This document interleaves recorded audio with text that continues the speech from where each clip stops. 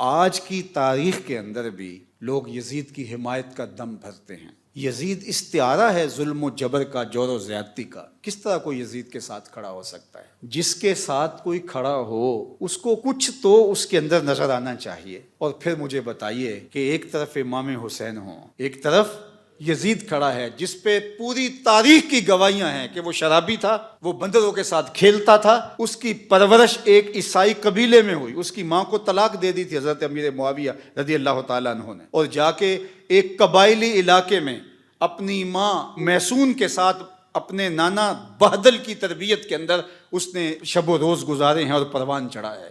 ایک وہ ہے، اور دوسری طرف جس نے حضور کا لعاب لیا، حضور کے کندھوں پہ کھیلا، آغوش میں پرورش پائی، حضور علیہ السلام کے کندھوں پہ سوار ہوا، حضور سجدے میں ہیں تو حالت سجدہ میں حضور کی پشت پہ بیٹھا، حضور علیہ السلام کی قربت کا نور پایا، جس کے گھر کا دروازہ مسجد نبوی کے اندر کھلتا تھا، وہ حسین ہے۔ اور پھر حضور نے خبر کیا دی؟ حسن اور حسین جنتی جوانوں کے سردار، سیدہ شباب اہل الجنہ۔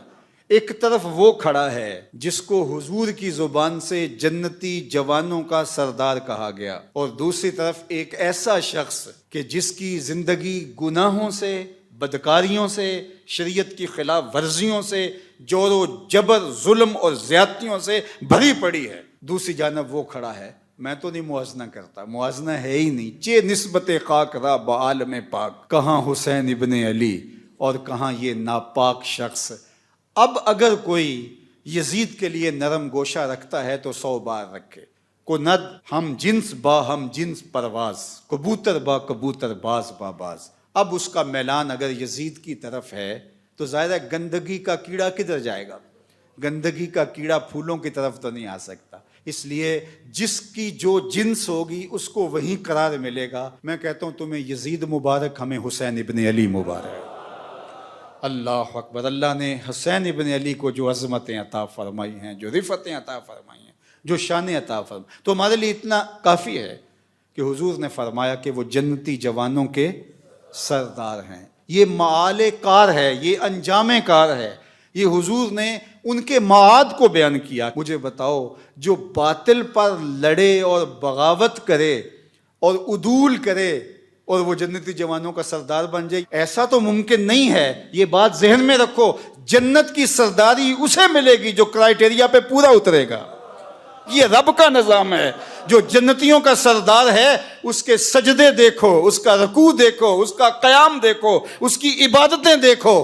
کسی نے کہا کہ حسین ابن علی نے شہزادوں کی طرح زندگی گزاری اور کربلا میں آ کے شہید ہو گئے۔ او میاں تم بھول گئے ہو، 26 ہجری میں کون تھا جس نے طرابلس کی جنگ لڑی تھی؟ 30 ہجری میں جنگ جرجان کے لیے کون گیا تھا؟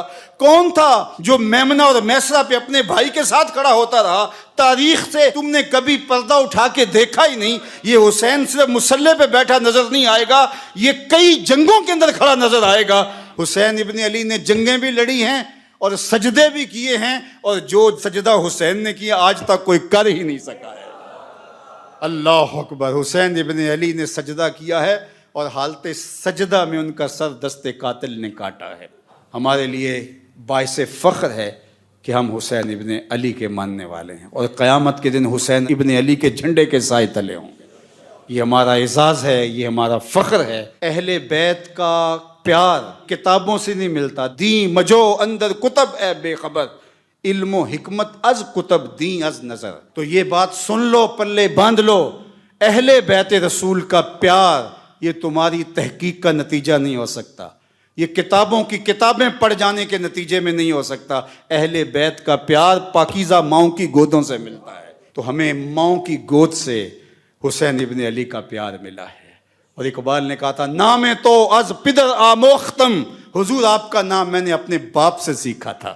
یہ کتابوں سے نہیں ملتا، یہ باپ کی آغوش سے ملتا ہے، یہ ماں کی گود سے ملتا ہے۔ اللہ تعالیٰ اہل بیت رسول کی محبت ہمارے رگ و ریشہ میں محو نفوذ کر دے۔